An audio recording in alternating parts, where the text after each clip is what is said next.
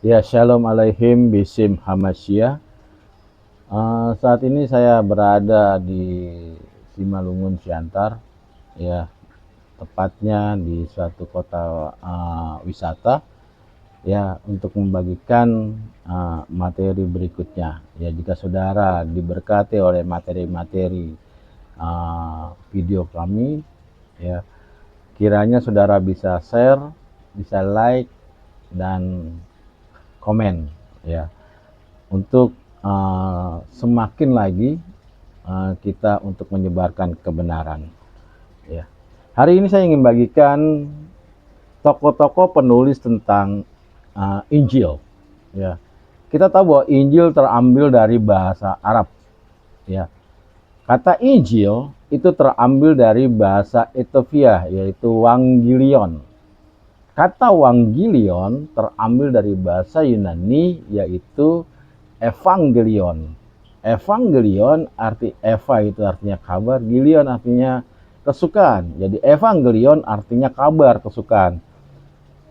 Apa makna kabar kesukaan? Ya, kabar kesukaan adalah satu firman Allah, ya, yang mengambil daging untuk mengembalikan manusia kepada kekekalan, ya, kembali dalam kodratnya.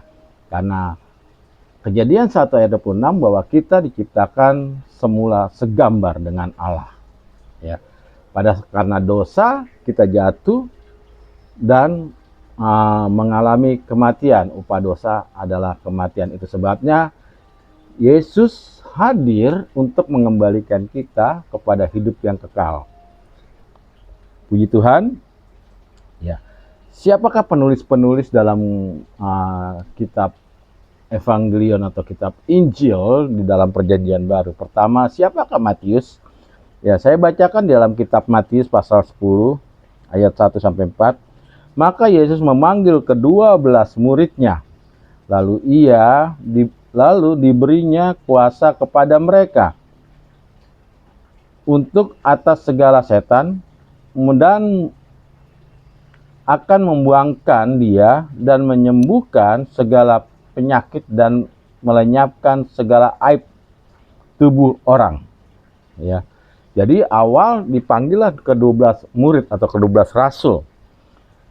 Ayat kedua dikatakan, maka inilah nama-nama ke-12 rasul, yaitu pertama Simon yang disebut Petrus, Andreas saudaranya, dan Yakub anak Zabdi, dan Yahya saudara Yakub, dan Filipus, dan Bartolomeus, dan Thomas, dan Matius pemungut cukai itu. Yakub anak Alpius, dan Tadius, dan Simon orang Kanani, dan Yudas Iskariot, yaitu yang menyerahkan Yesus, ya. Matius adalah salah satu yang hidup pada masa Yesus hidup di bumi ini. Pada masa Yesus ada hadir di bumi ini, ialah rasul-rasul termasuk yang diutus oleh Yesus, ke-12 rasul. Jadi Matius itu adalah saksi mata yang menuliskan pada saat dia bersama dengan Yesus, ya, saksi hidup. Lalu siapakah Markus? Ya, kita baca di dalam 1 Petrus 5 ayat 13. Salam kepada kamu sekalian dari kawanmu yang terpilih di Babylon, dan juga dari Markus anakku. Ya, perhatikan tentang 1 Petrus ini adalah penulisan Petrus, ya. Markus adalah anak rohani daripada Rasul Petrus. Artinya, ya, masih ada kelompok-kelompok garis yang memang pengajaran terikat langsung dari para rasul, ya.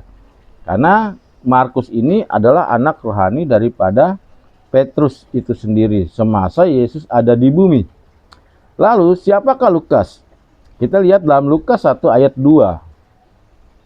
Seperti yang disampaikan kepada kita oleh mereka yang dari semula ada saksi mata dan pelayan firman.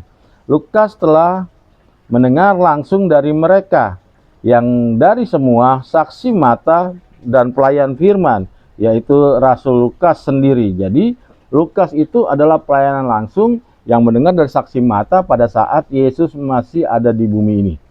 Ya. Lalu siapakah Yohanes? Yohanes adalah adik Yakobus yang juga salah satu dari rasul, para rasul itu, 12 murid. Ya, kita lihat dalam Matius pasal 4 ayat 21. Dan setelah Yesus pergi dari sana, dilihatnya pula 12 saudara, yaitu Yakobus anak Zebedius dan Yohanes saudaranya. Jadi Yohanes saudaranya Yakobus anak Zebedius. Bersama-sama ayah mereka Zebedius sedang membereskan jala di dalam perahu. Yesus memanggil mereka. Ya, jadi Yohanes pun saksi hidup pada saat Yesus berada di bumi ini. Dan begitu juga dengan Paulus, Rasul Paulus yang selama ini menjadi pro dan kontra. Yang banyak mengatakan, oh kekristenan adalah milik Rasul Paulus, yang menciptakan Rasul Paulus. Tapi kita lihat, ya bagaimana tentang pengajarannya. Ya, Paulus juga bertemu dengan rasul-rasul, berjumpa dengan rasul-rasul, murid-murid Yesus itu sendiri. Kita lihat dalam Galatia 1, ayat 18 dan 19. Lalu, 3 tahun kemudian, aku pergi ke Yerusalem untuk mengunjungi Kefas. Dan aku menumpang 15 hari di rumahnya. Tetapi aku tidak melihat seorang pun dari rasul-rasul yang lain kecuali Yakobus, saudara Tuhan Yesus. Galatia pasal 2 ayat 1-9. Kemudian setelah lewat 14 hari, aku pergi pula ke Yerusalem dengan Barnabas. Dan Titus pun kubawa juga.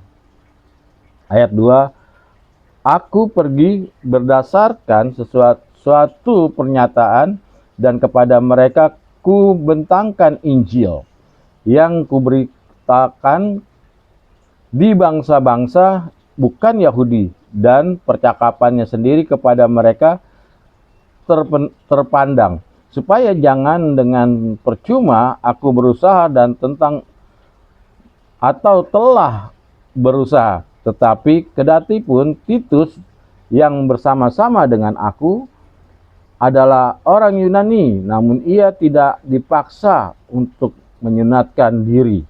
Ya, memang ada desakan dari saudara-saudara palsu yang menyusup masuk, yaitu mereka menyusup dengan antara kehadangan kebebasan kita yang kita miliki di dalam Kristus Yesus, supaya dengan jalan itu mereka dapat memperhambakan kita.